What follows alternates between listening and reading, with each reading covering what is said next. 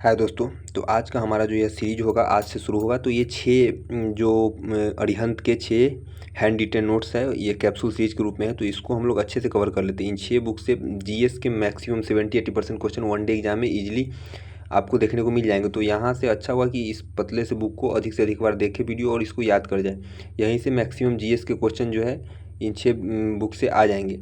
तो इसको आज हम लोग देखते हैं। आज पॉलिटी को कोशिश करेंगे कि एक ही वीडियो में ख़त्म करें, 2 2.5 3 घंटे जो भी लगे। तो एक वीडियो में पॉलिटी ख़त्म करने का प्रयास करेंगे। वैसे तो पॉलिटी को पढ़ने जाएंगे तो 40-50 घंटे की क्लास होती है, लेकिन कोशिश करेंगे इसको 2-3 घंटे में देख के ख़त्म करें। 5-7 बार एक ही वीडियो को देख लेने से 12-13 घंटे में पॉलिटी कंप्लीट याद हो जाएगा। और यहाँ से क्वेश्चन आएंगे, क्वेश्चन बनने से मतलब है, समय फालतू में पूरा 100-200 लेक्चर देखने का कोई मतलब नहीं है। यूपीएससी बीपीएससी के लिए जिनको देना है वो लोग देख सकते हैं। यहाँ पे फास्ट डिवीजन है तो बस जो कॉन्सेप्ट वाला क्वेश्चन डायरेक्टली पूछता है उससे रिलेटेड यह अच्छा बुक है। तो आप लोग इसको ज़रूर लें। और आज से हमारे चैनल आज से मतलब आज ही पॉलिटी का अपलोड कर देते हैं, फिर बाकी का जो 5 सेट है उसको कर देंगे। तो आज हम शुरू करते हैं पॉलिटी के इस सीरीज को। यहाँ पे एक बार इसकी तालिका देख लेते हैं कि इसमें किन चीज़ों को कवर किया गया। जैसे कि पहले में है संवैधानिक विकास है, फिर संविधान का निर्माण है, संविधान की प्रस्तावना सभी लोग जान रहे हैं, संविधान के प्रमुख स्रोत, भाग, अनुच्छेद और अनुसूचियों का जिक्र है, संघ राज्य क्षेत्र का वर्णन है, नागरिकता, मौलिक अधिकार या मूल अधिकार जिसको बोलते हैं, डीपीएसपी, नीति निर्देशक तत्व जो होता है, directive principle of state policy, मौलिक कर्तव्य, फंडामेंटल ड्यूटी हो गया, राष्ट्रपति हो गया, प्रधानमंत्री और केंद्रीय मंत्रिपरिषद, संसद है चैप्टर 12 में, साथ में राज्य कार्यपालिका है, राज्य का विधानमंडल है, सर्वोच्च न्यायालय, उच्च न्यायालय एवं अधीनस्थ न्यायालय, केंद्र राज्य के बीच संबंध को दर्शाता है, आपात उपबंध कौन कौन से हैं, किस अनुच्छेद में इसका वर्णन है, यहाँ से क्वेश्चन देखने को मिलते हैं। स्थानीय स्वशासन से लगभग हर एग्जाम में एक क्वेश्चन तो जरूर देखने को मिलता है। राजभाषा से कभी कभी देखने को मिलता है। संविधान संशोधन से भी क्वेश्चन देखने को मिलता है। और संवैधानिक और गैर संवैधानिक जो भी निकाय हैं उसके बारे में देखेंगे। परिशिष्ट में कुछ अनुच्छेद वगैरह आर्टिकल दिया गया तो इसको डिटेल्स में देख लेंगे। तो आज शुरू करते पॉलिटी को पूरे कंप्लीट एक लेक्चर में इस पूरे पॉलिटी को ख़त्म करने का प्रयास करेंगे। और आप अधिक से अधिक बार इस वीडियो को देखें ताकि इससे आपका कॉन्सेप्ट क्लियर हो। 3-4 बार देखने से जहाँ कॉन्सेप्ट नहीं क्लियर होता है उस स्पेसिफिक टॉपिक को आप सहारा ले सकते हैं एआई वगैरह का, वहाँ से समझ सकते हैं। तो चलिए आज हम शुरू करते हैं। ये पहला चैप्टर भारत का संवैधानिक विकास। तो संवैधानिक विकास तो भारत का संविधान जो है इस किस प्रकार से डेवलप हुआ इसके बारे में। तो संवैधानिक निकाय, इस पर लेक्चर देने का बात बनाने का कोई मतलब नहीं, सीधे जो दिया हुआ है उसको याद करते आगे बढ़ेंगे। तो एक था संवैधानिक विकास में पहला क्रम देखने को मिलता है कंपनी का शासन। यानी शुरुआत में कंपनी का शासन था। 1773 से 1858 का वो समय था जब कंपनी का शासन चला। यानी कंपनी जो आई थी, यूरोपीय कंपनियां, पुर्तगाली, डच, अंग्रेज जो भी फ्रांसीसी आई थी उनका शासन देखने को मिलता है। तो उसमें अंग्रेजों की तरफ से सबसे अधिक समय तक शासन किया गया। भारत अंग्रेज का गुलाम बना, इस वजह से कंपनी का शासन देखने को मिलता है। कंपनी तो आई 1600 में अंग्रेज ईस्ट इंडिया कंपनी, लेकिन इसका शासन देखने को मिलता है 1773 से 1858 तक। फिर 1857 की जब क्रांति होती है तो 1858 में एक अधिनियम आता है। उसके बाद कंपनी के शासन को समाप्त कर क्राउन का शासन आरंभ हो जाता है। क्राउन मतलब ब्रिटिश ताज का शासन, यानी अंग्रेजों का शासन शुरुआत होता है। शासन की शुरुआत तो अंग्रेजी कंपनी के शासन की शुरुआत 1773 में होती है, लेकिन 1858 में भारत पूरी तरह से ब्रिटेन के नियंत्रण में चला जाता है। कंपनी के शासन 1773 से 1858 तक में सबसे पहले जो अधिनियम आता है, जो भारत में रेगुलेट करने के लिए जो पहला अधिनियम आता है वो आता है 73 में। और उसी या भारत में नियम कानून को रेगुलेट करने के लिए आता है, इसलिए इस नियम को कहा गया रेगुलेटिंग एक्ट 1773। इसमें क्या प्रावधान थे? प्रावधान थे कि बंगाल का गवर्नर जो है बंगाल का गवर्नर जनरल बन जाता है। और यह मुंबई मद्रास के अधीन बंगाल के गवर्नर जनरल को जो है वह उसको कंट्रोल दे दिया जाता है मुंबई और मद्रास का। यानी मुंबई और मद्रास जो है बंगाल के कंट्रोल में चला जाता है। और इस प्रकार से वारेन हेस्टिंग्स वो पहला व्यक्ति बनता है जो बंगाल का गवर्नर जनरल बनता है। तो किस अधिनियम में बंगाल का गवर्नर जनरल पद स्थापित होता है? तो 1773 के रेगुलेटिंग एक्ट में केंद्रीय प्रशासन की आरंभ हो जाती है। यानी केंद्रीय शासन की शुरुआत किस अधिनियम में होती है? तो 1773 के रेगुलेटिंग एक्ट में। इसी 1773 के रेगुलेटिंग एक्ट के तहत एक साल बाद 1774 में एक सुप्रीम कोर्ट की स्थापना होती है। और इसका प्रमुख न्यायाधीश कौन होता है? एलिजा एम्पे। 3 अन्य न्यायाधीश भी इसमें होते हैं। तो एलिजा एम्पे मुख्य न्यायाधीश होता है। और इसी के द्वारा नंद कुमार पर बंगाली ब्राह्मण होता है, उस पर झूठा केस का आरोप लगाकर उसे सजा दिलाई जाती है, जो एक न्यायिक हत्या कही जाती है। और इस प्रकार से 3 अन्य न्यायाधीश में चैम्बर्स एक होते हैं, दूसरा लिमिस्टर और तीसरा हाइड होता है। कौन कौन? चैम्बर, लिमिस्टर और हाइड होते हैं। तो यह था 73 का रेगुलेटिंग एक्ट। फिर आता है 1784 का दूसरा आता है 84 का पिट्स इंडिया एक्ट। 73 के 11 साल बाद 84 का पिट्स इंडिया एक्ट आता है।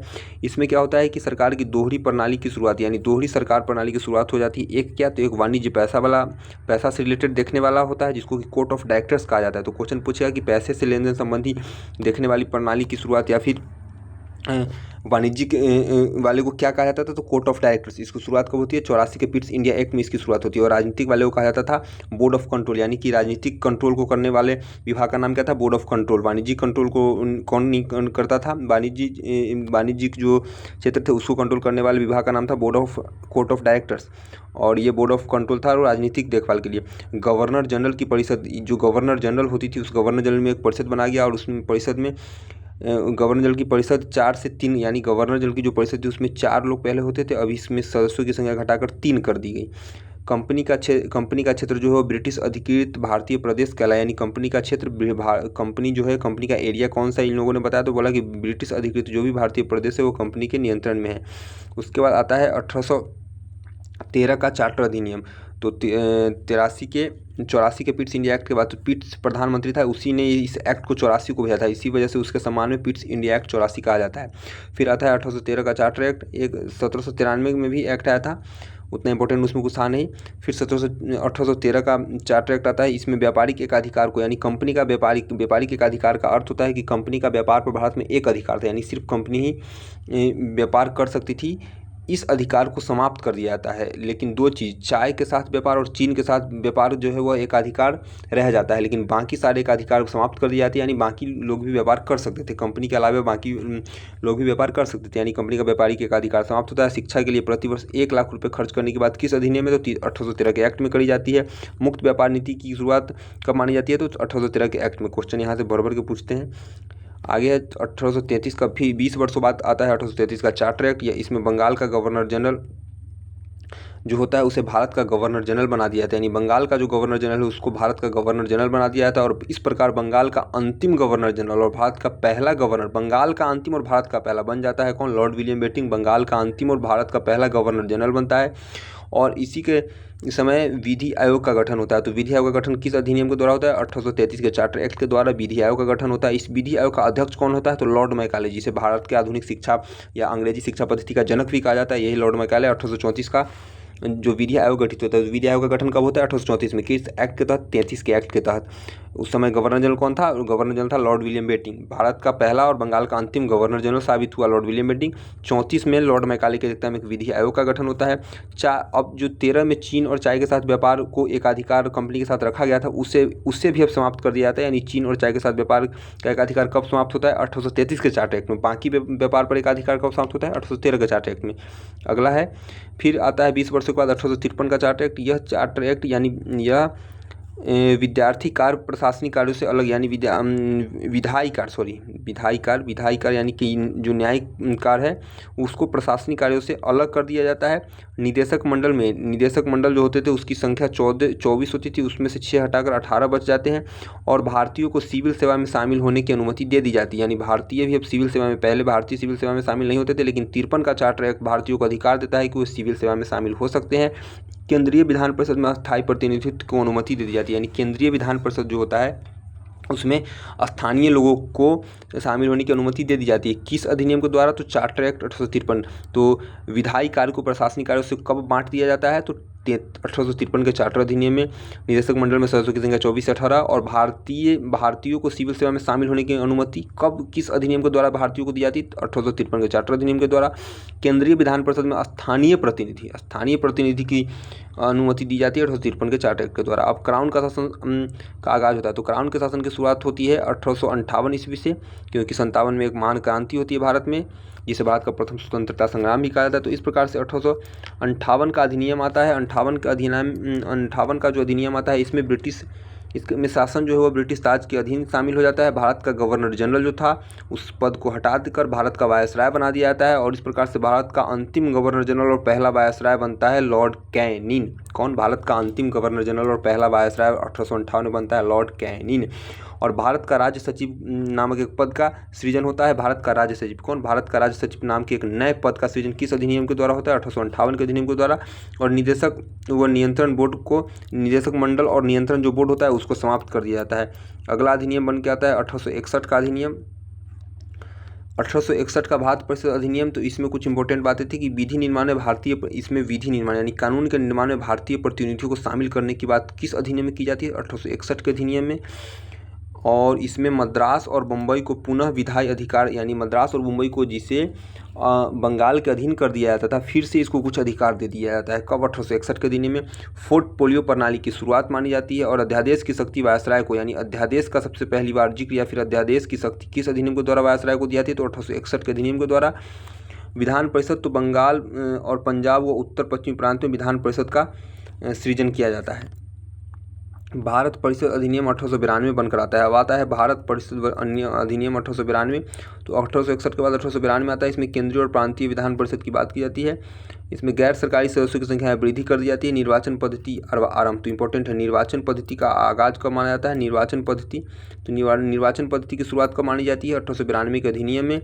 और प्रश्न पूछने पर और बजट पर बहस करने का भी अधिकार 1892 के अधिनियम में दिया जाता है। इंपॉर्टेंट 2 फैक्ट है कि प्रश्न पूछने, बजट पर बहस करने के साथ साथ निर्वाचन पद्धति का आरंभ माना जाता है 1892 के अधिनियम के समय से। भारत परिषद अधिनियम 1909, इस भारत परिषद अधिनियम 1909 को मार्ले और मिंटो सुधार के नाम से जाना जाता है, क्योंकि मार्ले जो था वो राज्य सचिव था और मिंटो जो था वो भारत का वायसराय था। मार्ले कहाँ था? राज्य सचिव। राज्य सचिव जो होते थे वो ब्रिटेन में होते थे, भारत का जो राज्य सचिव वो ब्रिटेन में होता था और वायसराय जो होता था वो भारत में होता था। तो मार्ले जो था वो राज्य सचिव था, ब्रिटेन में था, और मिंटो जो था वो भारत का वायसराय था। तो मार्ले ने भेजा और मार्ले मिंटो दोनों ने मिलकर भारत में कुछ सुधार किए, जिसे भारत परिषद अधिनियम 1909 के द्वारा पेश किया गया। और यह दोनों सुधार जो था वो मार्ले और मिंटो की मिलीभगत से था, इसीलिए मार्ले राज्य सचिव था और मिंटो भारत का वायसराय था। तो दोनों को मिलोभगत से हुआ था, इसलिए इसे मार्ले मिंटो सुधार कहा जाता है। इसमें सबसे इंपॉर्टेंट घटना घटित होती है 1909 के अधिनियम में मार्ले मिंटो सुधार। क्वेश्चन हजारों एग्जाम में पूछा गया है कि इसमें मुसलमानों के लिए, किसके लिए? मुसलमानों के लिए पृथक निर्वाचक मंडल की शुरुआत की जाती है। और यह जो पृथक निर्वाचक मंडल मुसलमानों को दी जाती है, अरुंडेल कमेटी की सिफारिश पर दी गई थी। किस कमेटी की सिफारिश पर मुसलमानों को पृथक निर्वाचक मंडल दी गई थी? तो अरुंडेल कमेटी की सिफारिश पर, अरुंडेल समिति की सिफारिश पर मुसलमानों को पृथक निर्वाचक मंडल दी गई थी। और मुसलमानों को पृथक निर्वाचक मंडल, यानी कि उनके लिए एक कोई निर्वाचन क्षेत्र उसके लिए सेपरेट कर दिया गया, यानी वह सीट अब उसी का ही रहेगा। तो इस प्रकार से मुसलमानों को एक तरह से आरक्षण पूरी तरह से पृथक निर्वाचक मंडल के रूप में दे दिया गया, सीट के रूप में। साथ में केंद्रीय और प्रांतीय विधान परिषद का जो है वह विस्तार कर दिया गया। केंद्रीय और प्रांतीय विधान परिषद जो है इसका विस्तार होता है। और कार्यकारी परिषद में भारतीय प्रथम विधि सदस्य सत्येंद्र प्रसाद सिन्हा, तो कार्यकारी परिषद में भारत के प्रथम विधि सदस्य सत्येंद्र प्रसाद सिन्हा बनते। आगे है भारत सरकार अधिनियम 1919। तो इस भारत सरकार अधिनियम 1919 में क्या होता है? तो इस 1909 के बाद 1919 में एक अधिनियम आता है जो भारत में सुधार से संबंधित था, और यह भारत सरकार अधिनियम 1919 कहलाता है। इसमें भारत सरकार अधिनियम 1919 में क्या होता है? मॉन्टेग्यू जो था वह भारत का राज्य सचिव था जो ब्रिटेन में था, और चेम्सफोर्ड भारत का वायसराय था। तो वही ठीक मार्ले और मिंटो की तरह मॉन्टेग्यू और चेम्सफोर्ड भी था। चेम्सफोर्ड वायसराय था और मॉन्टेग्यू वहाँ का राज्य सचिव था भारत का, ब्रिटेन में। दोनों ने फिर से कुछ सुधार किए, यही मॉन्टेग्यू चेम्सफोर्ड सुधार जो भारत सरकार अधिनियम 1919 का आधार बनता है। और इसमें जो मेन काम होता है, जो क्वेश्चन हजारों बार पूछा है कि प्रांतों में द्वैध शासन आरंभ, तो प्रांत में यानी कि स्टेट प्रांतों में द्वैध शासन का आगाज कब माना जाता है? तो 1919 के अधिनियम को या फिर मॉन्टेग्यू चेम्सफोर्ड सुधार को, यानी इसी समय भारत में द्वैध शासन का आरंभ माना जाता है। और केंद्र के स्तर पर द्विसदनीय व्यवस्था, द्विसदनीय यानी 2 सदन जैसे कि अभी है ना लोकसभा राज्यसभा, उसी हिसाब से केंद्रीय स्तर पर द्विसदनीय प्रणाली क्या है? प्रांतीय स्तर पर कि केंद्रीय स्तर पर? तो प्रांतों में द्वैध शासन और केंद्र स्तर पर द्विसदन। द्वैध शासन और द्विसदन अलग अलग चीज़ है। तो द्विसदन मतलब हो गया लोकसभा राज्यसभा। तो इस प्रणाली की शुरुआत मानी जाती है। और प्रत्यक्ष निर्वाचन यानी सीमित मताधिकार और पृथक निर्वाचक मंडल का विस्तार होता है। तो प्रत्यक्ष निर्वाचन यानी सीमित मताधिकार और पृथक निर्वाचक मंडल यानी कि अलग निर्वाचक मंडल का विस्तार इसमें होता है। फिर अगला अधिनियम आता है 1935 का अधिनियम। यह 1935 का अधिनियम बहुत इंपॉर्टेंट है, इसमें बहुत सारे सुधार होते हैं। और भारत का जो संविधान है 1935 के अधिनियम से लगभग 60% के आसपास अधिक उसी से लिया गया है। तो भारत 60-70% से भी अधिक ले लिया गया है। तो भारत सरकार अधिनियम 1935 में अखिल भारतीय संघ का गठन का प्रावधान इसमें किया जाता है। अखिल भारतीय संघ के गठन का प्रावधान किस अधिनियम 1935 के अधिनियम में किया जाता है? इसमें संघीय प्रांतीय और समवर्ती सूची यानी सूची, राज्य सूची और समवर्ती सूची यानी सूची जो है 7वीं अनुसूची में इन सूचियों का जिक्र है। तो यह किस अधिनियम के द्वारा लाया गया था? भारत शासन अधिनियम सरकार अधिनियम 1935 के तहत। उसके बाद प्रांतीय स्तर पर द्विसदनीय व्यवस्था यहाँ पे था। केंद्र स्तर पर द्विसदनीय कहाँ है? 1919 के अधिनियम में था कि केंद्र स्तर पर, कहाँ है, केंद्र स्तर पर द्विसदनीय व्यवस्था, तो 1919 में आया। अब पूछा है कि प्रांत स्तर पर द्विसदनीय, तो प्रांत स्तर पर द्विसदनीय यानी बिहार में विधान परिषद और विधानसभा है और केंद्र में लोकसभा और राज्यसभा है। तो केंद्र स्तर पर अगर पूछेगा द्विसदनीय व्यवस्था तो 1919 के अधिनियम में, लेकिन प्रांत स्तर पर द्विसदनीय पूछेगा तो भारत सरकार अधिनियम 1935, यानी राज्य स्तर पर या प्रांत स्तर पर 1935 के अधिनियम में लाया गया। पृथक निर्वाचक मंडल का इसमें विस्तार किया गया, मुसलमानों के अलावा अन्य कम्युनिटीज़ को भी इसमें पृथक निर्वाचक मंडल में शामिल किया गया। इसका गठन जो हुआ संघीय न्यायपालिका, इसमें जो गठन हुआ संघीय न्यायपालिका का होता है और भारतीय रिजर्व बैंक की स्थापना इस अधिनियम के द्वारा होती है। फिर आता है 1947 का अधिनियम, जिसमें भारत आज़ाद होता है संविधान सभा के द्वारा, और संविधान का निर्माण व अंगीकृत इसमें की जाती है। ब्रिटिश शासन का इसमें अंत हो जाता है 1947 के अधिनियम के द्वारा, और वायसराय व सेक्रेटरी ऑफ स्टेट पद समाप्त कर दिया जाता है। देशी रियासतों का भारत व पाकिस्तान में विलय की छूट दे दी जाती है।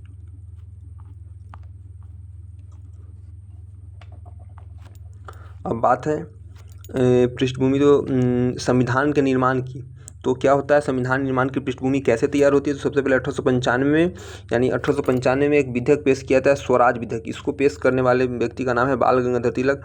इसमें संविधान सभा के सिद्धांत का वर्णन किया गया है। सबसे पहले संविधान की पृष्ठभूमि है। उसके बाद 1928 में नेहरू एक रिपोर्ट देते हैं। क्या, 1928 में नेहरू जी के द्वारा एक रिपोर्ट दिया जाता है जो इतिहास में नेहरू रिपोर्ट के नाम से जाना जाता है। और इस नेहरू रिपोर्ट में क्या है, इस नेहरू रिपोर्ट में संविधान का मसौदा, क्या है, संविधान के मसौदा तैयार की जाती है। और इस मसौदा समिति के अध्यक्ष बनते हैं मोतीलाल नेहरू। पंडित नेहरू, इसको मत समझिएगा, ये मोतीलाल नेहरू थे, पंडित नेहरू के पिताजी। तो 1928 में नेहरू रिपोर्ट किसने पेश किया था, मोतीलाल नेहरू की जवाहरलाल नेहरू, तो मोतीलाल नेहरू ने इसमें संविधान का मसौदा तैयार किया और इसके अध्यक्ष यही थे। फिर 1934 में एक व्यक्ति थे M.N. राय, मनमेंद्र नाथ राय के द्वारा संविधान सभा की मांग को जोरदार तरीके से रखा जाता है। 1935 में संविधान सभा की मांग कर ली जाती है और भारतीय राष्ट्रीय कांग्रेस के द्वारा, भारतीय राष्ट्रीय कांग्रेस के मंच से इस मांग को रखा जाता है अंग्रेजों के समक्ष। फिर 1940 में क्या होता है, वायसराय लॉर्ड लिथगो आता है और यह अगस्त प्रस्ताव पेश किया जाता है इसके समय। और इसमें डोमिनियन स्टेट व संवैधानिक सुधार, डोमिनियन स्टेट और संवैधानिक सुधार का वादा किया जाता है और संविधान सभा की मांग की कुछ शर्तों के साथ इसे स्वीकार कर लिया जाता है अगस्त प्रस्ताव को। इसको स्वीकार करने का एकमात्र कारण था 1940 में, क्योंकि 1939 में द्वितीय विश्व युद्ध आगाज हो चुका था, ब्रिटेन बुरी तरह से फंस चुका था और 1939 से 45 तक द्वितीय विश्व युद्ध चलता है। तो भारत सोचता है इसका फ़ायदा उठाया जाए और 1940 में भारत अपने आपको स्वतंत्र राष्ट्र के रूप में अलग करने की मांग करने लगता है। और इसके बाद तो ब्रिटेन बुरी तरह से फंस चुका था, इसलिए इसने डोमिनियन स्टेट और संवैधानिक सुधार के जो वादे थे उसको इसने एक्सेप्ट कर लिया, कुछ शर्तों के साथ इसको स्वीकार कर लेता है, संविधान सभा की मांग को एक्सेप्ट करता है। और इसमें कांग्रेस और मुस्लिम लीग जो है वह इन शर्तों से, अगस्त प्रस्ताव के शर्तों से असहमत होते हैं, यानी इस शर्त को स्वीकार नहीं करते हैं कांग्रेस और मुस्लिम लीग। और विरोध में होता है एक सत्याग्रह जिसे का नाम दिया जाता है व्यक्तिगत सत्याग्रह। और व्यक्तिगत सत्याग्रह के पहले सत्याग्रही का नाम कई बार क्वेश्चन में पूछा जा चुका है और इनका नाम था आचार्य विनोबा भावे, जो इसके पहले सत्याग्रही थे। दूसरे सत्याग्रही के नाम के रूप में जाना जाता है जवाहरलाल नेहरू को। क्वेश्चन यहाँ से कई बार पूछा जा चुका है। संविधान के निर्माण का आखिरी स्वरूप बन के आता है 1946 में। और इसमें क्या होता है, संविधान का 1946 में कैबिनेट मिशन एक योजना आती है। कैबिनेट मिशन योजना में कुल 3 लोग शामिल होते हैं। इसका अध्यक्ष होता है पैथिक लॉरेंस इसका अध्यक्ष होता है, यानी ये भारत का, पैथिक लॉरेंस का क्या था, उस समय भारत का राज्य सचिव हुआ करता था। और इसी राज्य सचिव को इस कैबिनेट मिशन योजना का अध्यक्ष बनाकर भारत में भेज दिया जाता है। इसके साथ 2 और लोगों को भेजा जाता है। जिन 2 लोगों को भेजा जाता है उसमें स्टफर्ड क्रिप्स जो कि व्यापार बोर्ड का सदस्य था, और एवी अलेक्जेंडर, यह एक नौसेना बोर्ड का अधिकारी था। एवी अलेक्जेंडर, तो नौसेना अधिकारी कौन था, एवी अलेक्जेंडर। व्यापार बोर्ड से जुड़ा कौन था, स्टफर्ड क्रिप्स। और भारत का राज्य सचिव या फिर अध्यक्ष कौन था कैबिनेट मिशन का, तो भारत का राज्य सचिव उस समय हुआ करता था पैथिक लॉरेंस। यही 3 लोग इसमें शामिल थे, पैथिक लॉरेंस, एवी अलेक्जेंडर और स्टफर्ड क्रिप्स। अलेक्जेंडर नौसेना बोर्ड से जुड़ा था, स्टफर्ड क्रिप्स व्यापार बोर्ड से, और पैथिक लॉरेंस इसका चेयरमैन अध्यक्ष था। संविधान सभा का गठन इसी कैबिनेट मिशन योजना के आधार पर होती है, संविधान सभा का गठन, और कांग्रेस और मुस्लिम लीग के द्वारा इसे स्वीकार कर लिया जाता है। पृथक पाकिस्तान का प्रस्ताव जो है वह अस्वीकार कर दिया जाता है। मुस्लिम लीग का सांप्रदायिक निर्वाचन का मांग जो है वह इसे एक्सेप्ट कर लिया जाता है। संविधान की संरचना,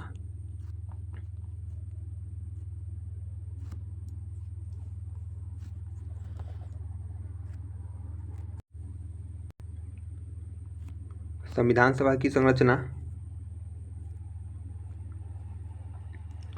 तो संविधान सभा की संरचना, एक सेकेंड,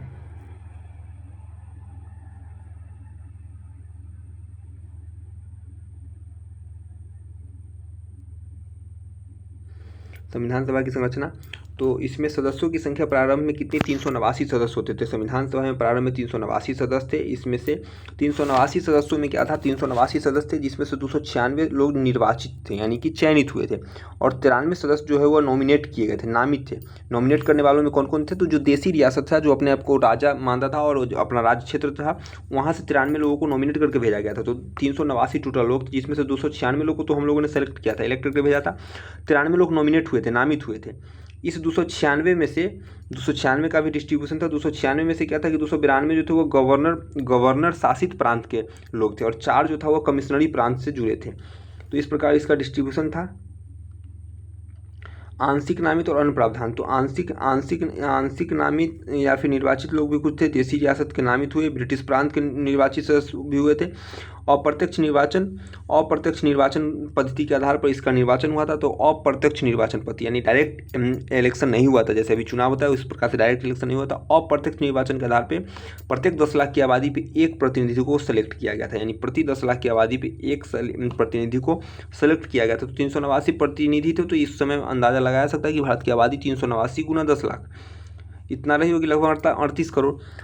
अन्य तथ्य, तो लगभग इसमें सभी वर्ग शामिल किए गए थे। हैदराबाद रियासत के प्रतिनिधि को इसमें शामिल नहीं किया गया था, क्योंकि हैदराबाद जो है वह स्वयं प्रांत अलग रहना चाहता था।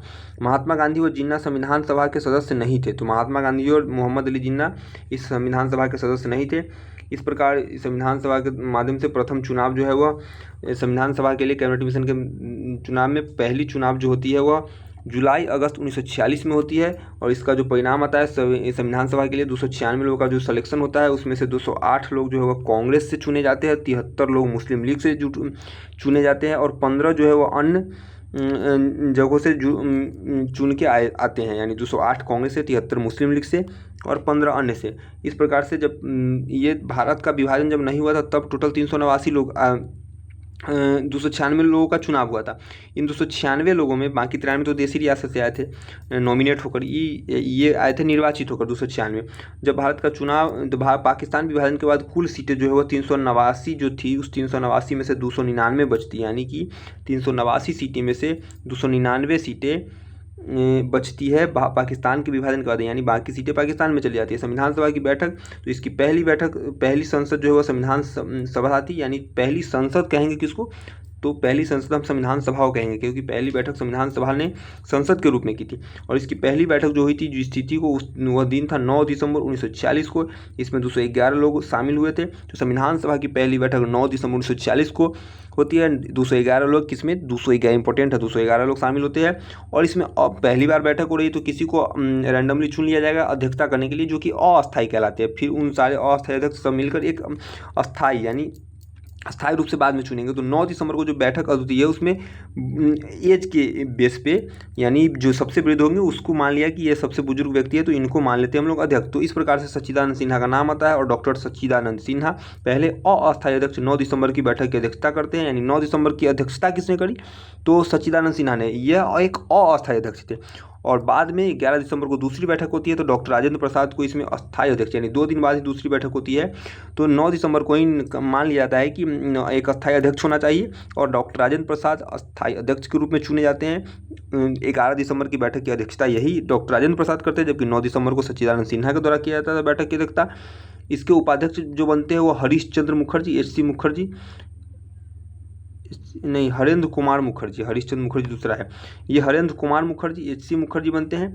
संवैधानिक सलाहकार जो बनता है वो BN राव, बेनेगल नरसिंहा राव को बनाया जाता है। तो भारतीय संविधान का संवैधानिक सलाहकार क्वेश्चन के द्वारा पूछा गया है, तो बेनेगल नरसिंहा राव, BN राव। मुख्य कार्य, तो संविधान निर्माण का जो मुख्य कार्य है, इसका मुख्य कार्य क्या था, तो इसका मुख्य कार्य था संविधान सभा कैबिनेट मिशन का मुख्य कार्य क्या था, तो संविधान सभा का मुख्य कार्य संविधान का निर्माण करना था। और इन लोगों ने अपना काम बड़ी निष्ठा के साथ किया। और इस प्रकार से कुल संविधान सभा के निर्माण में 11 अधिवेशन होते हैं, 165 दिन खर्च होते हैं इसे बनाने में। इसका पहला सत्र जो होता है 9 दिसंबर को, जो पहली बैठक सच्चिदानंद सिन्हा की अस्थायी अध्यक्षता में हुई थी, अध्यक्ष वही थे लेकिन अस्थायी थे। तो 9 दिसंबर से शुरू कर 23 दिसंबर तक चलता है। 1940 में पहली बैठक होती है। दूसरी और 11वीं जो बैठक होती है वो सबसे आखिरी बैठक मानी जाती है, 14 से 26 नवंबर 1949 को होती है। प्रेस व जनता को भाग लेने की आज़ादी इसमें दे दी जाती है। कुल समय इसको 2 वर्ष 11 महीने 18 दिन का लगता है, और 64 लाख रुपया में हमारा संविधान उस समय बनकर तैयार होता है। यानी कुल खर्च आते हैं संविधान बनने में। इसमें संविधान निर्माण में कुल महिला सदस्यों की संख्या 15 थी। सुचित्रा कृपलानी और प्रथम महिला सीएम उत्तर प्रदेश की बनती है। सरोजिनी नायडू पहली राज्यपाल बनती है उत्तर प्रदेश की। और राजकुमारी अमृता कौर पहली केंद्रीय स्वास्थ्य मंत्री बनती है।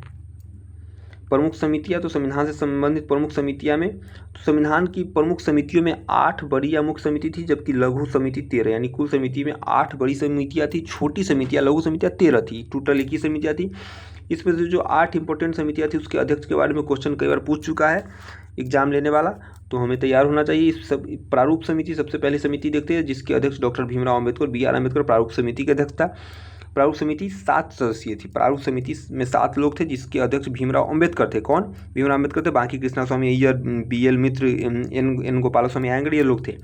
संचालन समिति, तो संचालन समिति के अध्यक्ष डॉक्टर राजेंद्र प्रसाद को बनाया जाता है। तो संचालन समिति और झंडा समिति और एक प्रक्रिया नियम समिति, ये 3, झंडा समिति, प्रक्रिया नियम समिति और संचालन समिति, तीनों के अध्यक्ष डॉक्टर राजेंद्र प्रसाद बनते हैं। कौन? डॉक्टर राजेंद्र प्रसाद बनते हैं।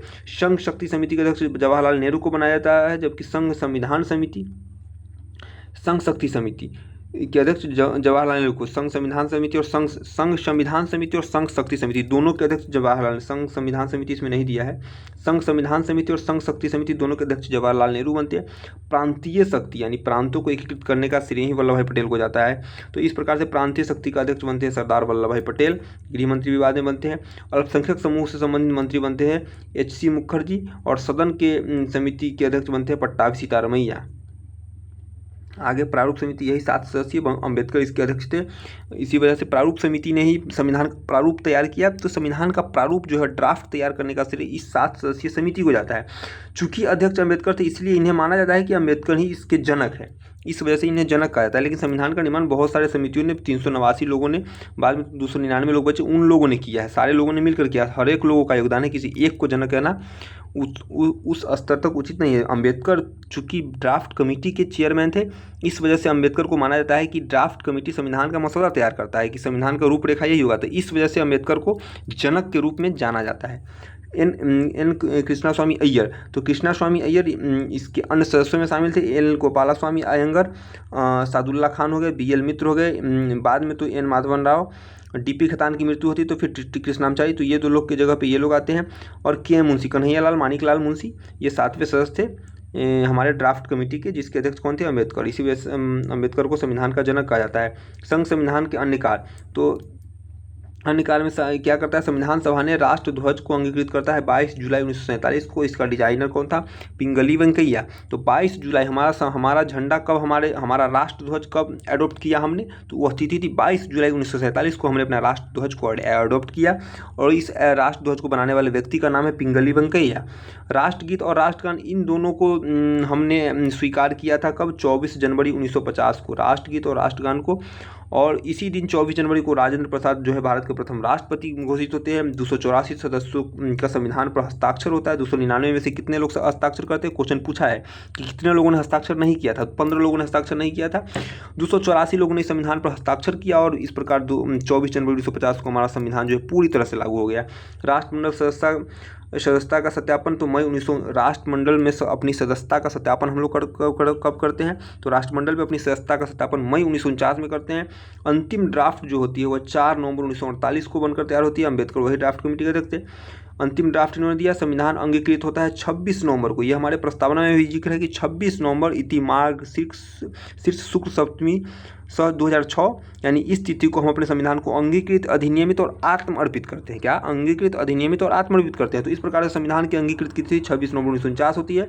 लेकिन चूंकि 26 जनवरी 1930 को एक घटना घटी थी कि 26 जनवरी 1929 को हम लोगों ने 26 जनवरी को जब लाहौर अधिवेशन 1929 में हुआ था, तो 1930 में 26 जनवरी को हम लोगों ने माना था कि हम देश को आज़ाद कर लेंगे, और 26 जनवरी को लेकिन हो नहीं पाया था, लेकिन हम लोगों ने झंडा फहराया।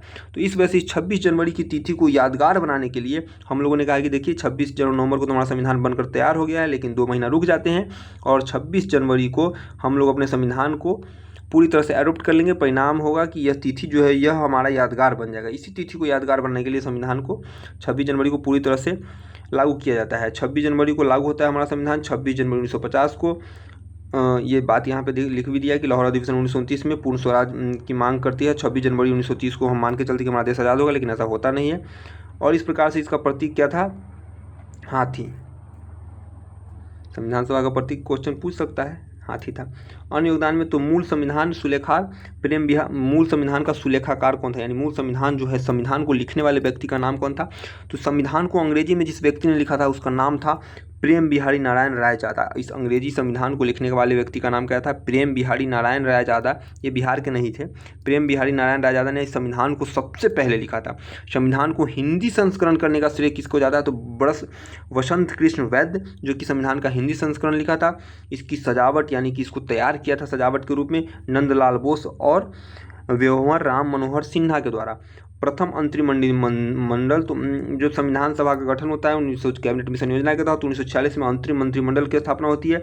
इस अंतरिम मंत्रिमंडल में जवाहरलाल नेहरू कार्यकारी परिषद के उपाध्यक्ष और विदेश मामलों के मंत्री बनते हैं।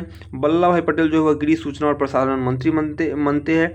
शिक्षा मंत्री बना दिया जाता है चक्रवर्ती राजगोपालचारी को, सी राजगोपालचारी को। बलदेव सिंह को रक्षा मंत्री बनाया जाता है। जगजीवन राम श्रम मंत्री बनते हैं। लियाकत अली खान वित्त मंत्री बनता है। गफ्फार अली खान स्वास्थ्य मंत्री बनता है और आसफ अली रेलवे मंत्री बनते हैं।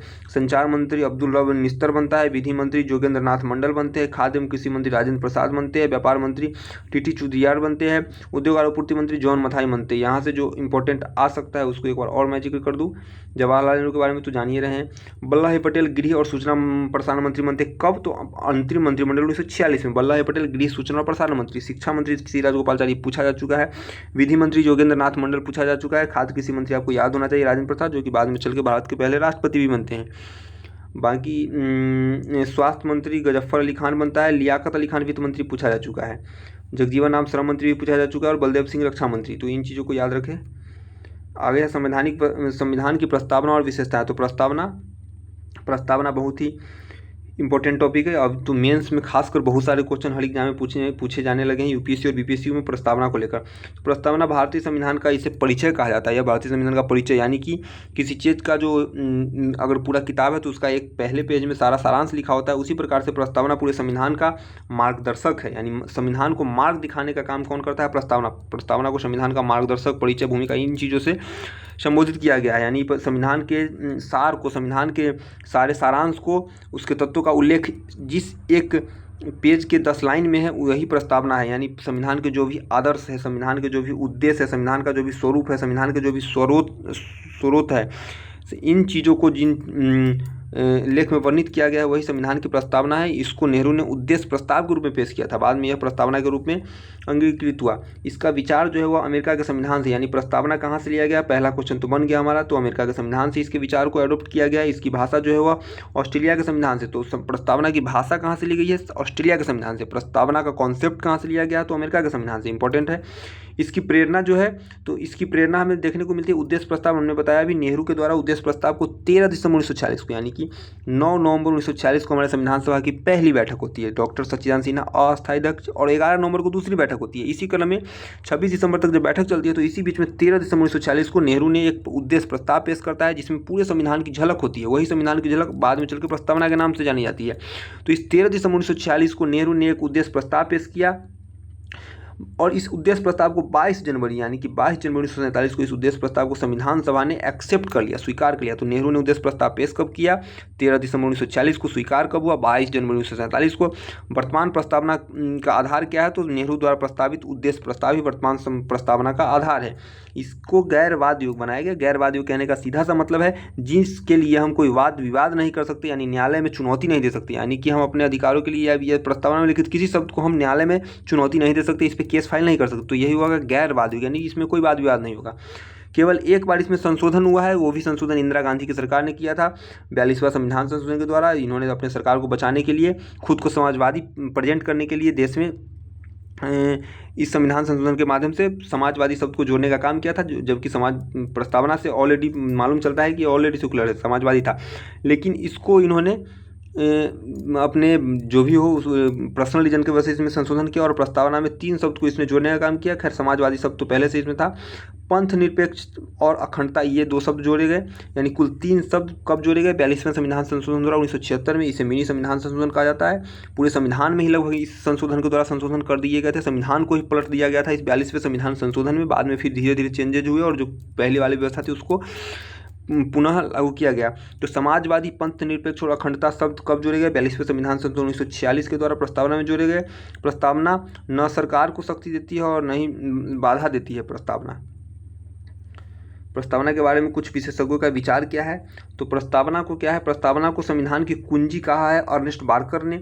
दीर्घकालिक सपनों का विचार, प्रस्तावना को पढ़ने के बाद मालूम चलता है कि दीर्घकालिक सपनों का विचार है। ऐसा कहने वाले व्यक्ति का नाम है कृष्णास्वामी अय्यर।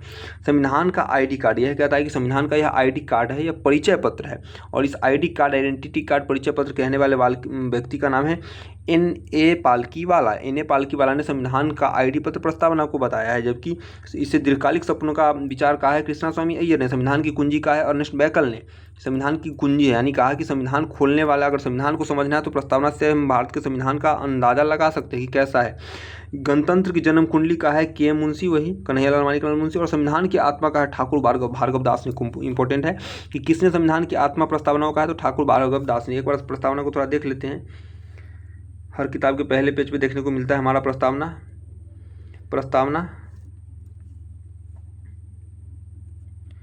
प्रस्तावना क्या कहता है? यही उद्देशिका, नेहरू द्वारा प्रस्तावित उद्देश्य प्रस्ताव।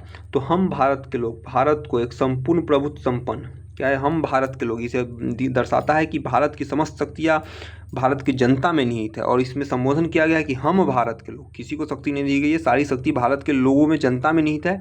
और यह प्रस्तावना का पहला लाइन ही दर्शा देता है कि हम भारत के लोग, क्या?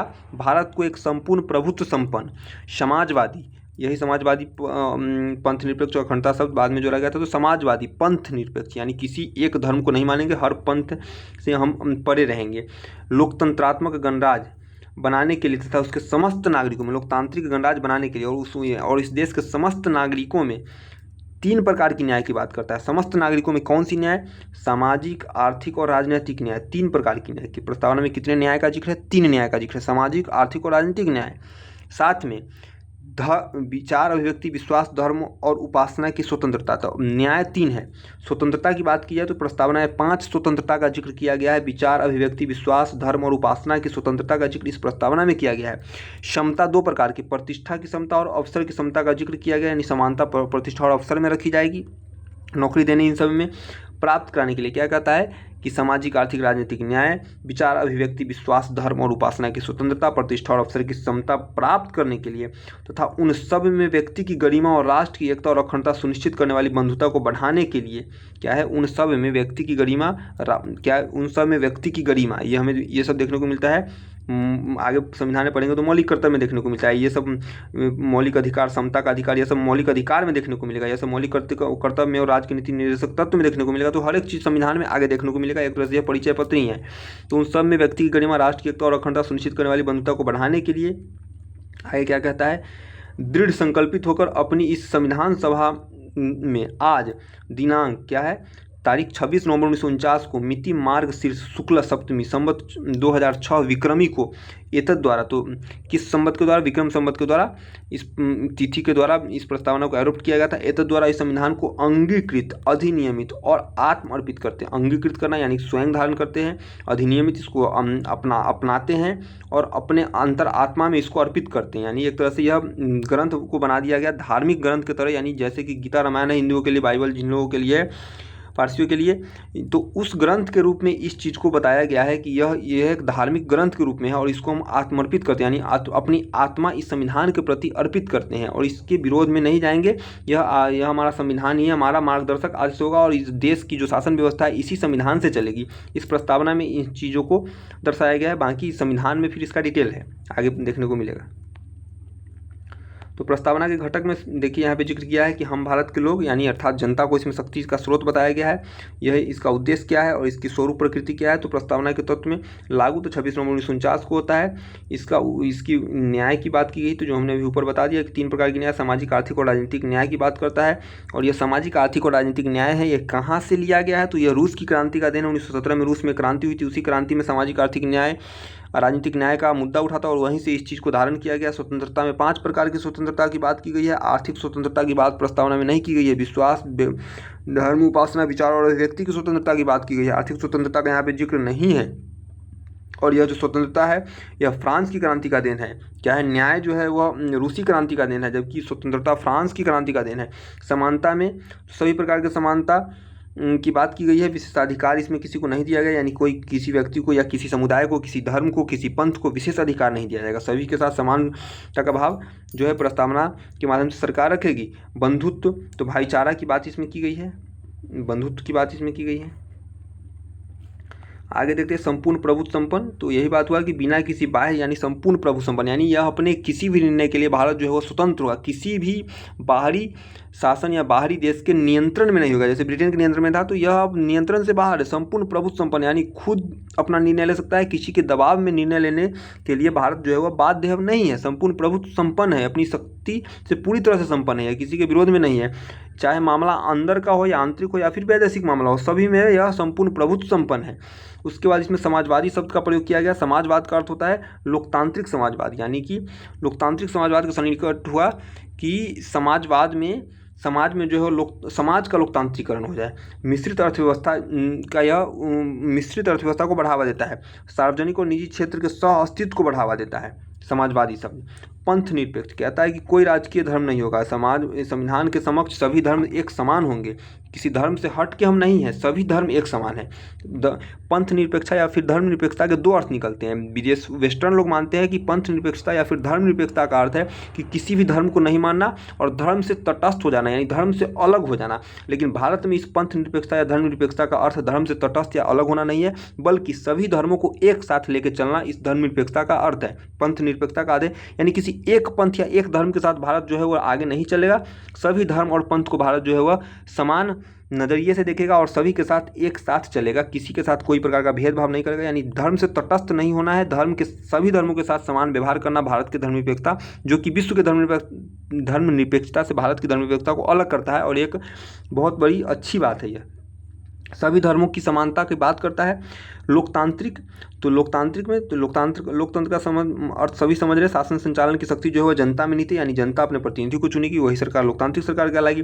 चुने हुए प्रतिनिधियों के द्वारा ही शासन होगा और यही जो व्यवस्था कहलाती है संसदीय व्यवस्था, यानी संसद में सब लोग बैठते तो संसदीय व्यवस्था कहलाती है।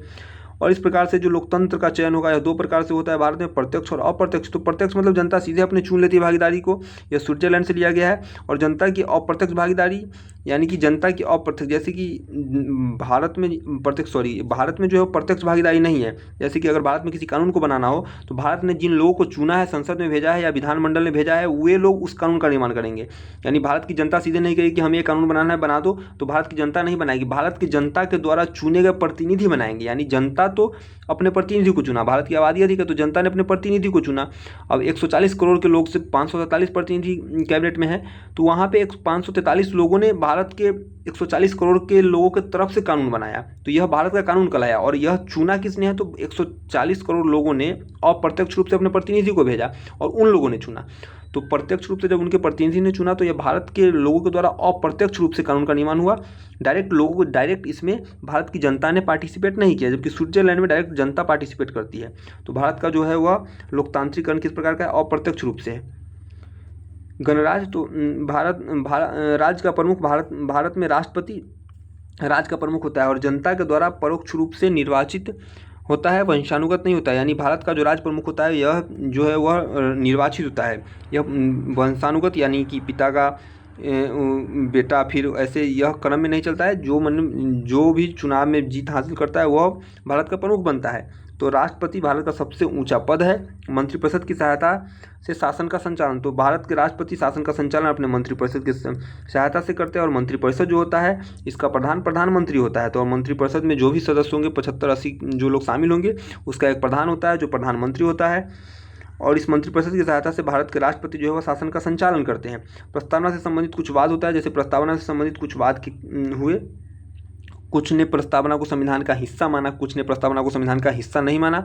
सुप्रीम कोर्ट सर्वोच्च न्यायालय खुद समय आने पे अपने डिसीजन में परिवर्तन करती रही। तो देखते हैं कि किसमें प्रस्तावना को संविधान का हिस्सा माना गया है, किसमें प्रस्तावना को संविधान का हिस्सा नहीं माना गया है। क्वेश्चन यहाँ से पूछता है, क्वेश्चन जब हार्ड बनाना होता है किसी भी एग्जाम को तो क्वेश्चन यहाँ से उठाता है, सीधा पूछेगा कि किस बात में प्रस्तावना को संविधान का अंग माना गया है, किस बात में नहीं माना गया है। तो इस प्रकार से देखते हैं।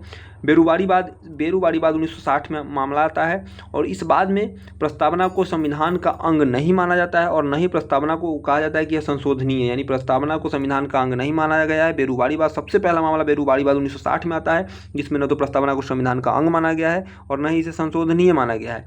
साथ में सज्जन सिंह बाद 1964 में आता है, इसमें पूर्व निर्णय पर पुनर्विचार का सुझाव दे दिया जाता है। उसके बाद गोलकनाथ बाद 1967 में आता है। क्वेश्चन ये भी पूछ देगा कि बेरुवारी बाद कब आया, 1960 में। सज्जन सिंह बाद कब आया, 1964 में। इसमें पहले के निर्णय पर पुनर्विचार का सुझाव दिया जाता है। पहला का निर्णय क्या है कि संविधान का अंग प्रस्तावना नहीं है और नहीं संशोधनीय है। गोलकनाथ बाद 1967 में संविधान की मूल आत्मा शाश्वत और गैरवाद योग हो जाती है। केशवानंद भारती बाद 1973 आता है, सबसे इंपॉर्टेंट बात है। इस बाद में बहुत सारे संशोधन होते हैं और केशवानंद भारती बाद भारतीय इतिहास का अब तक का सबसे बड़ा बेंच है, जिसमें कुल 13 न्यायाधीशों की पीठ ने हिस्सा लिया था। 13 न्यायाधीश इसमें शामिल हुए थे और यह अब तक का सबसे बड़ा वाद है केशवानंद भारती वाद 1973। यह केरल राज्य बनाम यह वाद आया था। केशवानंद भारती केरल राज्य के विरुद्ध में यह आया था। केरल राज्य के बाद में यह जाना जाता है केशवानंद भारती वाद 1973 में, और इसे प्रस्तावना को संविधान का अंग मान लिया। गोलकनाथ वाद में संविधान की मूल आत्मा के रूप में माना गया प्रस्तावना को, बोला कि यह शाश्वत है, कभी मरने वाला, खत्म होने वाला नहीं है, और यह गैरवाद योग है। प्रस्तावना गैरवाद क्या है, गैरवाद हो गई। इस गैरवाद का मतलब होता है इस पर कोई वाद विवाद हम नहीं कर सकते सुप्रीम कोर्ट जाके। केशवानंद भारती वाद 1973 में 13 न्यायाधीशों की बेंच वाली पीठ ने संविधान का अंग प्रस्तावना को मान लिया और संशोधन भी संभव माना, लेकिन संशोधन वहीं तक संभव है जहाँ तक प्रस्तावना के मूल ढांचे पर प्रभाव नहीं पड़ता हो, यानी मूल ढांचा संविधान, यानी कि हम चाहेंगे कि प्रस्तावना से एक लाइनें गायब कर दे, तो इस प्रकार से एक लाइन गायब होने का मतलब है कि संविधान का मूल ढांचा, यानी संविधान से समाजवादी है, पंथ निरपेक्ष है, या फिर व्यक्ति की गरिमा, राष्ट्र की एकता, इन सब वर्ड को अगर हटा देंगे तो इसका मूल ढांचा प्रभावित हो जाएगा। तो इस संविधान के प्रस्तावना का पूरा मूल ढांचा, इसका जो बेसिक स्ट्रक्चर है, यानी पेड़ को अगर हम डाली काटेंगे तो पेड़ जिंदा रहेगा, लेकिन पेड़ को ही काट देंगे तो पूरा पेड़ खत्म होता है। इस प्रकार से मूल ढांचा, यानी इस प्रस्तावना से कुछ वैसा संशोधन नहीं होना चाहिए जिससे कि पूरा प्रस्तावना ही अस्तित्व विहीन हो जाए। इस प्रकार से प्रस्तावना को संशोधन तो हम कर सकते हैं, लेकिन उसके मूल ढांचे में परिवर्तन नहीं कर सकते। लेकिन मूल ढांचा क्या है, इसको सुप्रीम कोर्ट ने नहीं परिभाषित किया और बोला कि मूल ढांचा समय के हिसाब से हम निर्णय लेंगे कि मूल ढांचा में कौन कौन चीज़ कब शामिल है, और इसका कोई स्पेसिफिक परिभाषा यानी मूल ढांचे का कोई बाउंडेशन नहीं है। मूल ढांचा आज कुछ और हो सकता है, 5 साल बाद कुछ और होगा, 200 साल बाद, 2000 साल बाद कुछ और हो सकता है मूल ढांचा। तो बोला कि मूल ढांचा में संशोधन नहीं होगा, लेकिन मूल ढांचा क्या है वो हम नहीं बताएंगे, वो समय आने पर हम निर्णय लेंगे कि कौन मूल ढांचा है कौन नहीं है। ऐसा सुप्रीम कोर्ट ने केशवानंद भारती वाद में कहा, और प्रस्तावना को संविधान का अंग माना गया किस वाद में, केशवानंद भारती वाद में। फिर आता है SR बम्बई वाद 1994 में आता है, इसमें भी प्रस्तावना को अंग मान लिया जाता है। LIC बनाम भारत संघ वाद 1995 में आता है, इसमें प्रस्तावना को अंग माना जाता है और न्यायालय में सीधे लागू इसे नहीं किया सकता, न्यायालय में इसे सीधे लागू नहीं किया सकता, इसमें कहा जाता है। भारतीय संविधान की प्रमुख विशेषता है, तो भारतीय संविधान की प्रमुख विशेषता है तो SC ST एवं अल्पसंख्यकों हेतु विशिष्ट प्रावधान इसमें किया गया है। इसमें विधि का शासन है भारतीय संविधान में, संघात्मक परंतु एकात्मकता की ओर झुकाव है। भारत का संविधान जो है वो संघात्मक है, लेकिन कुछ दृष्टि में इसमें झुकाव एकात्मकता की ओर देखने को मिलता है।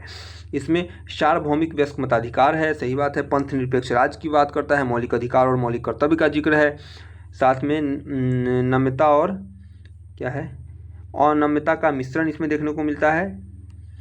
इसके अलावे त्रिस्तरीय शासन प्रणाली देखने को मिलती है, केंद्र, राज्य और स्थानीय स्तर पर एकल नागरिकता देखने को मिलता है, स्वतंत्र एवं निष्पक्ष न्यायपालिका, संविधान की सर्वोच्चता और संसदीय शासन प्रणाली, इन सब चीज़ों को भारतीय संविधान में देखा गया है, जो भारतीय संविधान की विशेषताओं को दर्शाता है। भारतीय संविधान में एकात्मक और संघात्मक के लक्षण को अगर देखें तो भारतीय संविधान में एकात्मक क्या है, तो शक्तिशाली केंद्र है, यानी केंद्र को शक्तिशाली बनाया गया, तो यह एकात्मकता को दर्शाता है। राष्ट्रपति शासन एकात्मकता को दर्शाता है, एकल नागरिकता यह एकात्मकता को दर्शाता है, अखिल भारतीय सेवा है, केवल भारतीय सेवा अखिल भारतीय स्तर पर है, राष्ट्रपति द्वारा राज्यपाल की नियुक्ति और आपातकाल में सारी शक्तियाँ केंद्र के पास चली जाएगी, राज्य की शक्तियाँ समाप्त हो जाएगी। तो यह सब एकात्मक तत्व है जो भारतीय संविधान की एकात्मकता को दर्शाता है। संघात्मक मतलब संघ और राज्य दोनों की शक्ति। तो इसमें क्या है कि संघ और राज्य को भी शक्ति को बांट दिया गया है। लिखित संविधान है यहाँ भारत में, द्विसदनीय विधायिका है, लोकसभा राज्यसभा हो जाएगा केंद्र में, और राज्य में विधानसभा और विधान परिषद। तो विधान परिषद सारे राज्यों में नहीं है, जो राज्य चाहे, अभी तक केवल 6 राज्यों में विधान परिषद है। 6 राज्यों में आपको देखने को मिलेगा, बिहार हो गया, यूपी हो गया, बिहार यूपी हो गया, महाराष्ट्र हो गया, कर्नाटक हो गया, और फिर तमिलनाडु नहीं, आंध्र प्रदेश और तेलंगाना। इन 6 राज्यों में, आंध्र प्रदेश और तेलंगाना, इन 6 राज्यों में विधान परिषद है, बाकी राज्यों में विधान परिषद नहीं है। देखना जा सकता है कि संसद में उच्च सदन, राज्यसभा, केंद्र और राज्यों में अलग सरकारें हैं। संविधान संशोधन की, यानी केंद्र में सरकार अलग होती है, राज्य में सरकार अलग होती है। संविधान संशोधन की प्रक्रिया जो है वो जटिल है। तो ये सब संघात्मक तत्व को दर्शाता है भारतीय संविधान है। भारत के प्रमुख स्रोत, भाग और अनुच्छेद और अनुसूचियाँ। तो भारतीय संविधान के प्रमुख कहाँ से कौन सी चीज़ ली गई है, सबसे पहले देखते हैं 1935 का अधिनियम। यहाँ से बहुत सारी चीज़ें ली गई है, जो इंपॉर्टेंट है वो यहाँ दिया गया, जो एग्जाम में पूछता है। तो संघीय शासन प्रणाली, संघीय जो व्यवस्था है 1935 के अधिनियम से ली गई है। संघीय शासन प्रणाली जो है वो ब्रिटेन से लिया गया है, जबकि संघीय व्यवस्था जो ली गई है यह 1935 के अधिनियम से भारत में संविधान में लिया गया है। न्यायपालिका, लोक सेवा आयोग, राज्यपाल का पद और कार्यकाल और प्रशासनिक विवरण 1935 के अधिनियम से लिया गया है। ऑस्ट्रेलिया से सबसे इंपॉर्टेंट समवर्ती सूची कहाँ से लिया गया, ऑस्ट्रेलिया से लिया गया है। प्रस्तावना की भाषा, प्रस्तावना का कॉन्सेप्ट अमेरिका से लिया गया, जबकि प्रस्तावना की भाषा ऑस्ट्रेलिया से ली गई। समवर्ती सूची ऑस्ट्रेलिया से ली गई है। व्यापार की स्वतंत्रता ऑस्ट्रेलिया से। केंद्र और राज्यों के बीच संबंध जो है वो ऑस्ट्रेलिया से लिया गया, अमेरिका के संविधान से। तो मूल अधिकार अमेरिका से लिया गया है। उपराष्ट्रपति का पद अमेरिका से।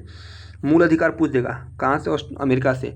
उपराष्ट्रपति का पद हो गया स्वतंत्र न्यायपालिका, महाभियोग, और एक हम लोग अभी देखा ना क्या, प्रस्तावना, तो ये अमेरिका से लिया गया है। न्यायिक पुनरावलोकन, ये बहुत इंपॉर्टेंट है। कई बार महाभियोग तो हो गया, राष्ट्रपति में महाभियोग की प्रक्रिया, फिर न्यायिक पुनरावलोकन। न्यायिक पुनरावलोकन का अर्थ सीधा समझ ली कि न्यायालय ने कोई निर्णय दे दिया, उसे लगता है कि हमने जो निर्णय दिया है वह थोड़ा सा गलत हो गया है, तो उसमें फिर से हम संशोधन करेंगे, फिर से उसमें अवलोकन करेंगे और फिर से पास करने का अधिकार है। यानी कि अपने निर्णय को पुनः संशोधित करने का अधिकार न्यायालय के पास दिया गया। यही घटना न्यायिक पुनरावलोकन कहलाती है, जो कि अमेरिका के संविधान से लिया गया। भारत में यह चीज़ है।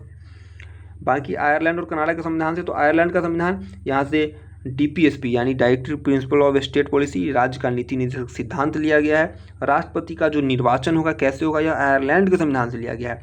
राज्यसभा के सदस्यों का मनोनयन आयरलैंड के संविधान से लिया गया है। कनाडा के संविधान से, तो राज्यपाल की नियुक्ति कनाडा के संविधान से ली गई है।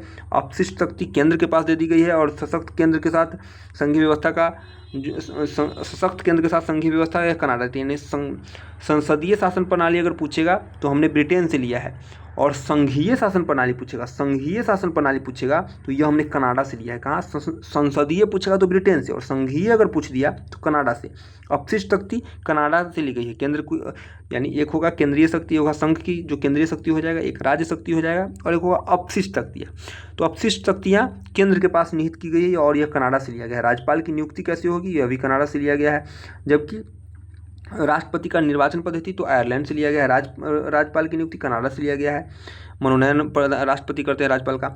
सशक्त केंद्र के साथ संघीय शासन प्रणाली तो कनाडा से लिया गया है। अब आगे चलते हैं ब्रिटेन से। तो ब्रिटेन से ये देखिए, संसदीय शासन प्रणाली ब्रिटेन से लिया गया है। एकल नागरिकता का जिक्र, तो अमेरिका के संविधान में 2 ही नागरिकता है, भारत में एकल नागरिकता, ब्रिटेन के संसद से लिया, संविधान से लिया गया है।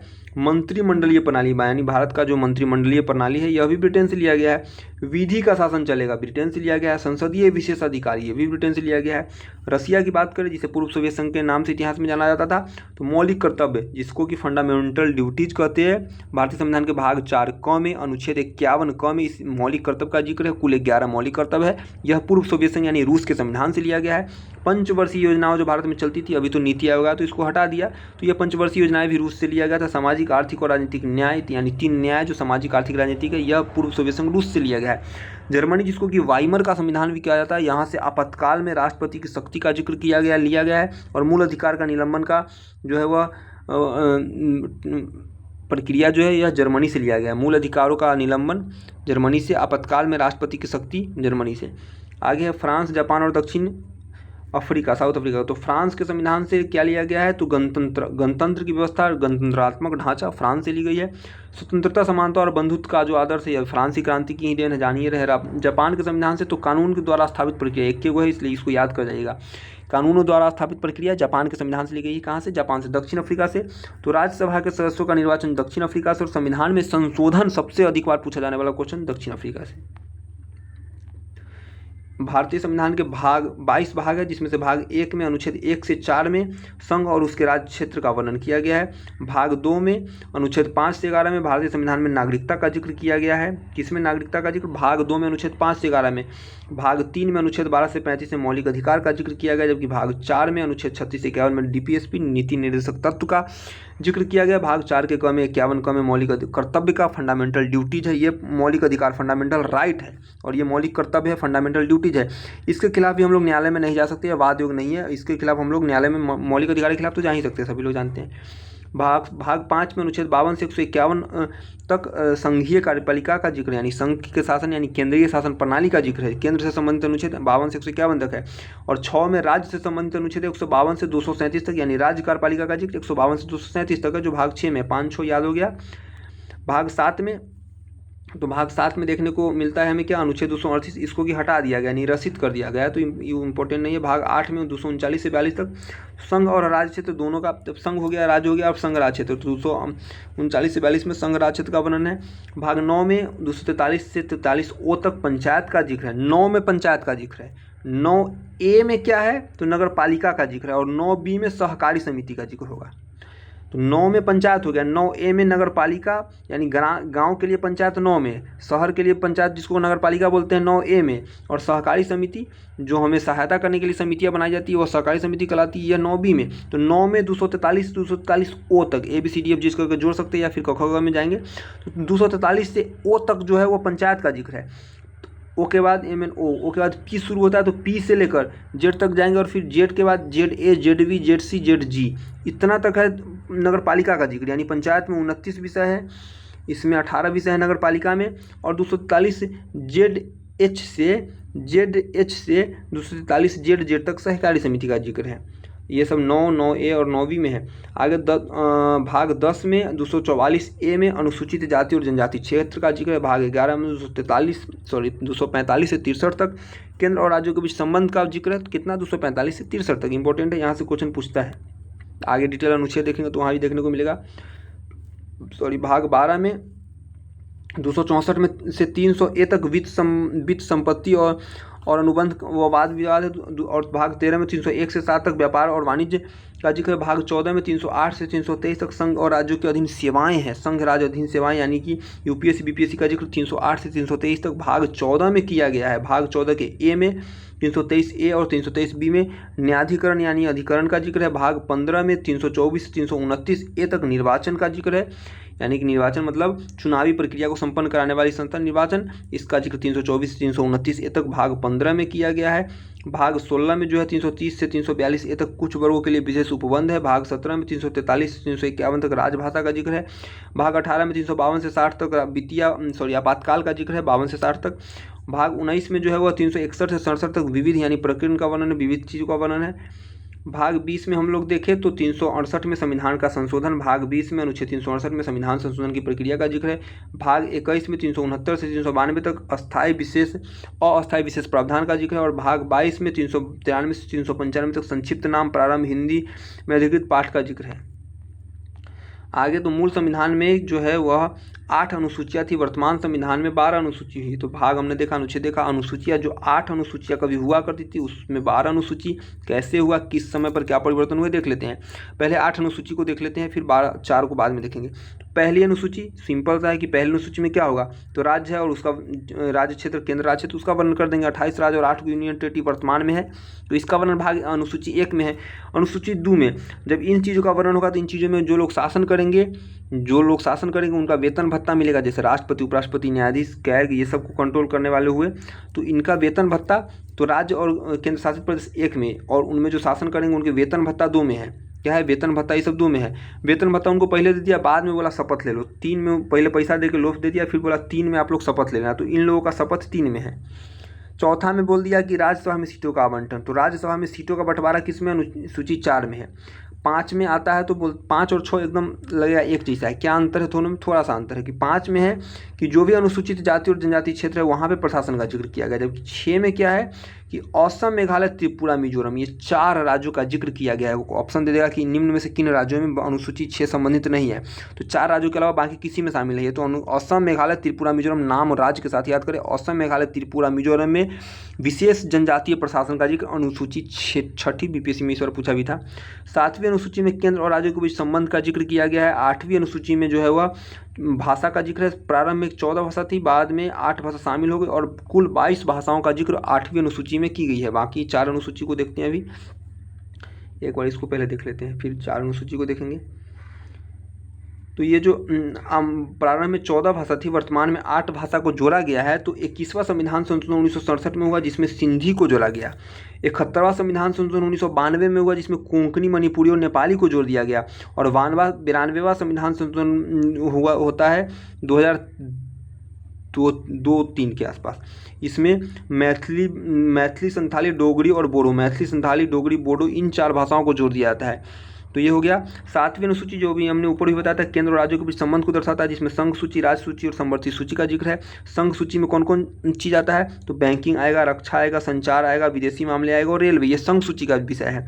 राज्य सूची में स्वास्थ्य आ जाएगा, कृषि आ जाएगा, पुलिस आ जाएगा और व्यापार, यह राज्य सूची का विषय है। समवर्ती सूची में वन आ गया, शिक्षा आ गया, विवाह आ गया, उत्तराधिकार आ गया, जनसंख्या नियंत्रण। यह यहाँ से क्वेश्चन पूछ देता है वही भारी बनाने के लिए कि कौन समवर्ती सूची का है, कौन संघ और कौन राज्य। तो ये मेन इंपॉर्टेंट है। तो बहुत सारे सब्जेक्ट संघ सूची में 100 विषय है इस प्रकार से, तो उतना याद नहीं करना, मेन इंपॉर्टेंट है, इसको ध्यान रखना है कि संघ सूची, राज्य सूची, समवर्ती सूची में कौन कौन है। तो ये हमारे 8 अनुसूची क्लियर हुए। बाकी के 4 अनुसूची समय के मांग के हिसाब से भारत के संविधान में शामिल किया गया। तो ये बाकी के जिन 4 अनुसूचियों को शामिल किया गया उसमें 9वीं अनुसूची।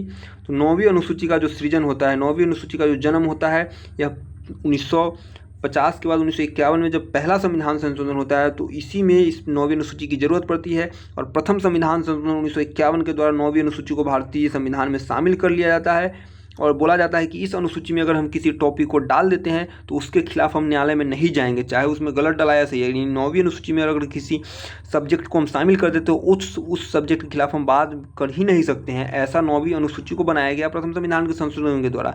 लेकिन बाद में सुप्रीम कोर्ट ने कहा कि यह तो थोड़ा गलत लग रहा है। कॉमन सोचने पर भी गलत लगता है कि भाई किसी चीज़ को अगर इसमें डाल दिए, कोई सरकार निरंकुश है, किसी चीज़ को इसमें डाल दी कि अब 50 साल तक हम ही शासन करेंगे, इसमें बाहर नहीं वो चीज़ हटेगा नहीं, तो यह अनौपचारिक साबित हो रहा था। इस वजह से बाद में इसमें संशोधन किया गया और इन चीज़ों को हटाया गया। लेकिन मामला जब 1973 में वही केशवानंद भारती बाद में मामला न्यायालय में जाता है, तो यह चुनौती योग बन जाता है। बोला कि इसमें चुनौती कर सकते हैं, ऐसा कोई नहीं है कि चुनौती नहीं करेंगे। लेकिन हाँ, 73 से पहले जो डला गया उसमें अब संशोधन नहीं हो सकता। अब आज के बाद से जो भी होगा उसमें संशोधन करेंगे। तो ये 9वीं अनुसूची था, थोड़ा खतरनाक था। 10वीं अनुसूची को लाते हैं। राजीव गांधी की सरकार जब चल रही होती है देश में, तो 10वीं अनुसूची का सृजन होता है। 52वां संविधान संशोधन करते हैं 1985 में राजीव गांधी की सरकार। और दल बदल अधिनियम से वो तंग आकर यानी दल बदल, कोई जीता कांग्रेस के पार्टी से, बाद में जाकर सट गया दूसरे में। तो इस प्रकार से दल बदल अधिनियम को रोक लगाने के लिए राजीव गांधी की सरकार ने 1985 में 52वां संविधान संशोधन किया और 10वीं अनुसूची का सृजन किया। और दल बदल को जो है वह बोला कि यह असंवैधानिक है। इस प्रकार से दल बदल उचित नहीं है कि आप जिस पार्टी से टिकट जीतते हैं फिर उसको छोड़ना, यह अनुचित है। फिर आता है 2, तो ये 11वीं और 12वीं अनुसूची। ये आपको तो याद ही होगा 11वीं अनुसूची, तो पंचायत के 29 विषय के साथ 11वीं सूची का समावेशन कब होता है, 73वां संविधान संशोधन 1992 के द्वारा। सरकार होती है पीवी नरसिम्हा राव की सरकार। और इसी वर्ष जो होता है वह 12वीं अनुसूची का विसर्जन कर दिया जाता है। नगर पालिका को 18 विषय के साथ शामिल कर लिया जाता है। 74वें संविधान संशोधन 1992 के द्वारा ही पीवी नरसिम्हा राव की सरकार ने ही इस काम को अंजाम दिया था। टीयर्स ऑफ ओल्ड पीएम संघ राज्य क्षेत्र। तो 1 घंटे की क्लास हुई। क्लास ज़्यादा करने से आपको बोरिंग आएगा, तो एक घंटे का 5-5 करके 3-4-5 घंटे में जब होगा कर लेंगे फिर। तो अभी हम लोग इसको यहीं पे देखते हैं। आप बाकी 4 चैप्टर हुआ, फिर आगे 5-6 चैप्टर को एक साथ कर देंगे। मतलब मान के चलिए कि 6-7 घंटे में इस पूरे पॉलिटी को अच्छे से ख़त्म किया जाएगा। टाइम का अंदाज़ा पहले नहीं था, अभी बता रहा हूँ कि 6-7-8 घंटे लगेंगे तो अच्छा से पॉलिटी खत्म हो जाएगा। वीडियो को 2-3 बार देखिएगा। ये बुक आप ऑर्डर कर सकते हैं ऑनलाइन भी और ऑफलाइन स्टोर से ले सकते हैं। इसमें अच्छे से दिया गया क्वेश्चन, मैक्सिमम क्वेश्चन 80% क्वेश्चन जो है इससे बाहर नहीं जाएगा। 1 डे एग्जाम में 80 से 90% क्वेश्चन 1 डे एग्जाम में इसी से रहेगा। तो इसको आप जितना अधिक बार, एक नोट को 10 बार पढ़े, 10 नोट को एक बार पढ़ने से अच्छा है, 10 किताब को एक बार पढ़ने से अच्छा है, एक किताब को, पतली किताब को 10 बार, 20 बार, 50 बार पढ़ जाएँ, वो ज़्यादा काम आएगा आपके।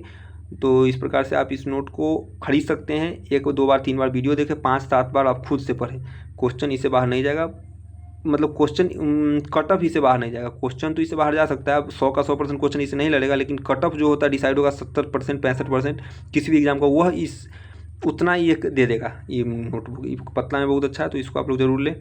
मिलते हैं अपने नेक्स्ट वीडियो में। 1-1 घंटा का ही वीडियो 5-6 रहेगा, पॉलिटी का रहेगा, फिर बाकी का जो 6 है सारे का बना के डाल देंगे। तो मिलते हैं नेक्स्ट वीडियो में, धन्यवाद।